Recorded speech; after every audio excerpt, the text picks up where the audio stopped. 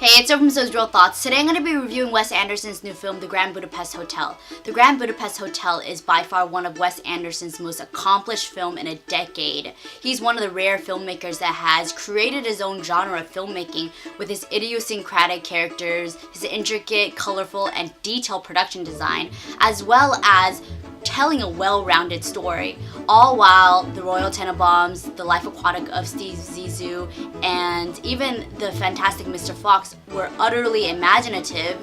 The Grand Budapest Hotel, in terms of story and character development, doesn't just scratch the surface, but really delves into their past to the backdrop of a very specific time in history, all while telling a story that is so touching, heartfelt, nostalgic, and tragic. The Grand Budapest Hotel is about the adventures of Gustav H., played by Ralph Fiennes, who is the legendary concierge at a famous European hotel, and his lobby boy, Zero Mustafa, played by Tony Revolori, and how he becomes his most trusted friend. I know this film had the most stacked cast ever. I think by now, with Wes Anderson films, I think we can expect his the number of famous cast members to kind of expand further and further as we go along, and as he continues to make films.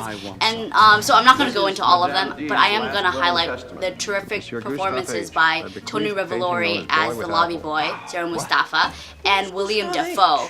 As a newcomer, Tony Revolori carries the film with such promise and prominence, and he stands right next to Ralph Fiennes, who is a veteran in his own right, and they just play off each other so well. And as a newcomer, he is just so fantastic. I know he has been in television, done a lot of side roles, but this is one of the most prominent roles that he has that really pushes him kind of to the limelight, and I'm so glad because he is so fantastic in his role as Zero.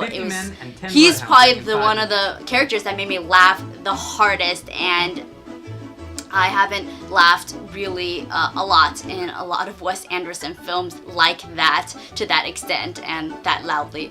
And also William Dafoe, wow, him as a gangster, it was so surprising. He was probably one of the most anticipated characters I really wanted to see in this film, and it really shows how high, low, wide William Dafoe's ranges, and it was so incredible. He continues to surprise me as an actor, and it was really just incredible just seeing him with like brass knuckles, ready to punch anybody in his way, and he was just super fantastic. I know with Wes Anderson films, by now he has perfected his style that it didn't seem like after Moonrise Kingdom, it didn't seem like he was gonna like exceed any further, but seriously, with the Grand Budapest Hotel, he takes the style and exceeds it. He perfects it. He challenges himself, and there's just so much to this film that I really loved since The Royal Tenenbaums, and his other films in between really just didn't do it for me until this film. And there's just so many layers, there's just so much heart, there's so much like realism, and it just a lot more quirkiness, and I can always appreciate that. I think regardless, we're all gonna love Wes Anderson films, but I probably can't say it enough about this film. It's just really just outstanding in every little aspect, and I commend him for doing that. It was just no words. Fantastic. I give it an A+. I really love him for everything that he does. I know that, you know, even for Moonrise Kingdom, it was cute, it was cool, but it just didn't do it for me, and I'm really glad that he is just challenging himself as a filmmaker, and we can see how far he's come, and this is why it's his most accomplished film. So yeah, that's my 2 cents. I'm gonna take a little breather. Please follow my Tumblr, Blogspot, Twitter, or anything else. I probably will just rant about this movie forever, and hear me rant on all my social medias. So I will talk to you guys later. Bye.